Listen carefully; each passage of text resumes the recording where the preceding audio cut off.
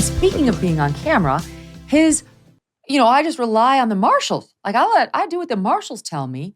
Falls on deaf ears as well.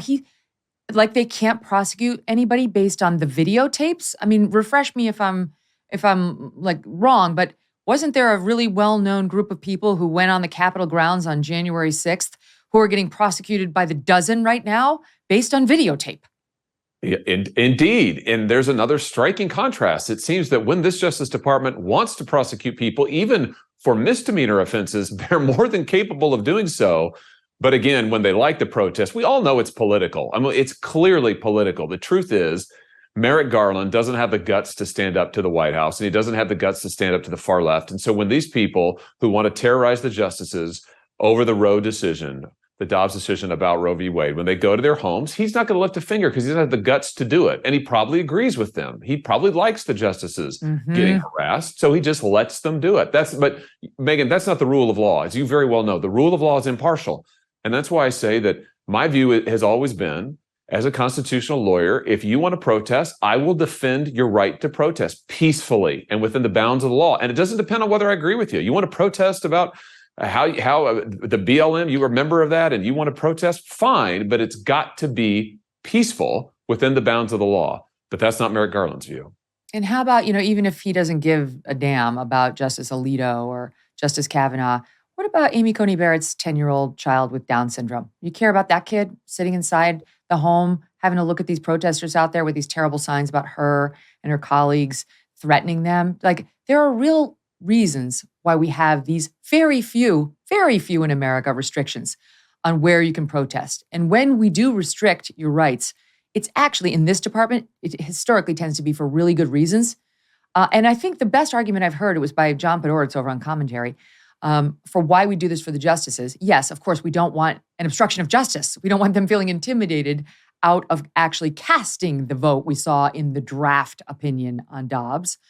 But it's important that these guys be able to be like, you're here, you're Senator Josh Hawley, but it's important for you too to have a moment as just Josh, like to go home to your wife and kids and like go to your neighborhood barbecue and not be this politician for a time, to like see how your neighbors are living and just be a normal person and relate to your constituents and the citizenry in that way. That's good for the country to have guys like you and Kavanaugh and Alito and all of them doing that without having to worry about these loons showing up with placards and threats and lining up outside of your house.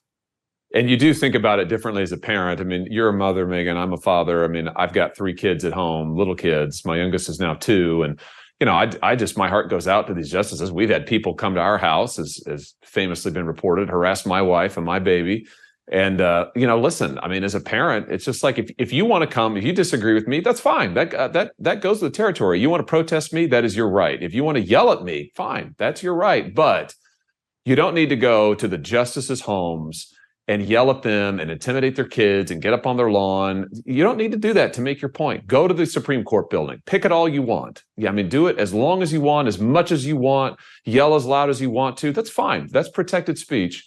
But to try and have it both ways, and do what the Justice Department's doing, which is you treat somebody who's doing it legitimately, like these pro-life demonstrators who were following the law, who were in their restricted space, who were not intimidating people, they get prosecuted. But folks who are blatantly violating the law, they get coddled. That's really, really wrong. I mean, I was really glad to see all of you guys drawing attention to this, because what happened to the Supreme Court justices was deeply wrong. And the fact that he didn't do anything about it means we're going to get more of it. You got a Supreme Court that basically faked, I believe, its investigation into who the leaker was. So the person got away with it. It was a fig leaf investigation that went nowhere, I believe, intentionally. And then you have an attorney general who had absolutely no interest in going after the people who tried to torture the justices out of the opinion. So we're going to get a lot more of it, especially because we've got a 6-3 court in favor of the conservatives. Yeah, that's exactly right. And the leaker, I'm glad you brought up the leaker, Megyn, because I just say that, if you don't punish that, if you can, that was an intentional attempt to change the outcome of a case. And if that isn't in violation, by the way, of all the court's rules, of all the court's ethics standards, of our ethical duties as lawyers, maybe also illegal, but at the very least, It's against all of our duties as lawyers. That person should be disbarred and nothing. I mean, no penalty whatsoever. And so you're exactly right. What's going to happen is that's going to happen again. There's going to be more of it. And these protesters, I believe they're still protesting at Amy Barrett's home. They're still protesting at Brett Kavanaugh's home at night. And that will go on and on and on. And for those who say, hey, the court ought to stay out of politics and just decide the law, well, the way you make that a reality is you enforce the law, you do it in an even-handed manner, you don't weaponize the law the way Merrick Garland and Joe Biden have done. And if you're smart, you don't deeply personalize the attacks on these justices because they're humans and it's only going to make them loathe you. I mean, they're not totally immune from hating the people who are doing this to their children, or in Brett Kavanaugh's case, continuing to make movies about the many alleged unproven sexual assaults or rapes or gang rapes. I mean, go as extraordinary as you want because they have with him at the Sundance Film Festival night. It's like, you should be tactical, right? About this person has a lifetime appointment. Why would I do everything in my power to hurt him or her personally where it hurts with their kids, with their, their integrity when it comes to their relationship with their spouse, et cetera? I think that's a really interesting point, Megyn. I think part of the answer that goes to is it gets to a feature of the modern left, which is they want to delegitimize and completely deplatform anybody they disagree with. So it really it's almost a religious fervor to this. If you hold opinions they find objectionable, it's not enough to say you're wrong, I disagree. They actually want to silence you and to shame you. And this is why they want people thrown off of social media. This is why the Biden administration, same folks, made a list of people that they wanted kicked off social media, including just normal, everyday people. Oh, we don't like that. Please, here, Twitter, kick them off. Facebook, kick them off. They want you shamed. They want you ostracized. They want to control the debate. And they also want to use social sanctions. I mean, they want people to be shunned. And it's extraordinary. We haven't really seen this in American history. It's an extraordinary moment when you have a president and you have an administration that says, we're going to try to get you kicked out of polite society if you dare to disagree with us. But it shows you the authoritarian mindset right now for much of the left. So you've heard me talk about Bonner Private Wine Partnership, right? They have these incredibly rare Malbecs that you've got to try. If you enjoy a glass of wine, try these wines from the extreme altitudes of Argentina. The flavor's unlike any other. Blackberry, leather, smoke, little dark cherry in there. And these wines are nearly impossible to get on your own.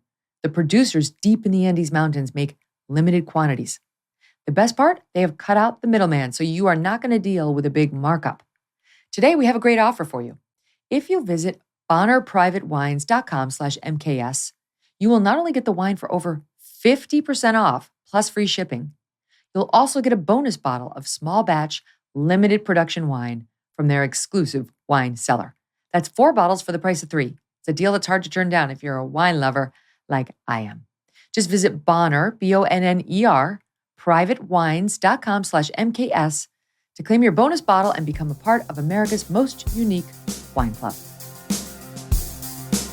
Hey, thanks so much for watching. If you like what you just saw, hit the subscribe button for more clips and full episodes.